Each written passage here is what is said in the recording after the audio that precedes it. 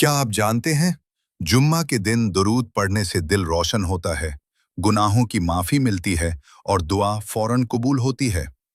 नबी करीम सल्लल्लाहु अलैहि वसल्लम ने फरमाया, जुम्मा के दिन मुझ पर ज़्यादा दुरूद भेजा करो। उस दिन दुरूद भेजने से इंसान नबी सल्लल्लाहु अलैहि वसल्लम की मोहब्बत और कुर्ब का मुस्तहिक बनता है। नबी करीम सल्लल्लाहु अलैहि वसल्लम ने फरमाया, तुम्हारा दुरूद मेरे पास पेश किया जाता है। यानी जुम्मा के दिन दुरूद पढ़ने से आप सल्लल्लाहु अलैहि वसल्लम को हमारे नाम के साथ दुरूद पहुंचाया जाता है। नबी सल्लल्लाहु अलैहि वसल्लम ने फरमाया, जो मुझ पर एक मर्तबा दुरूद भेजता है, अल्लाह उस पर 10 रहमतें नाजिल फरमाता है। दुरूद शरीफ से दिल को सुकून, रूह को पाकीज़गी और गुनाहों की माफ़ी का दरवाज़ा खुलता है। अहादीस में आता है कि दुरूद शरीफ कब्र को रोशन करता है और आखिरत का सफ़र आसान बनाता है। जुम्मा के दिन एक देर में कबूलियत की घड़ी होती है।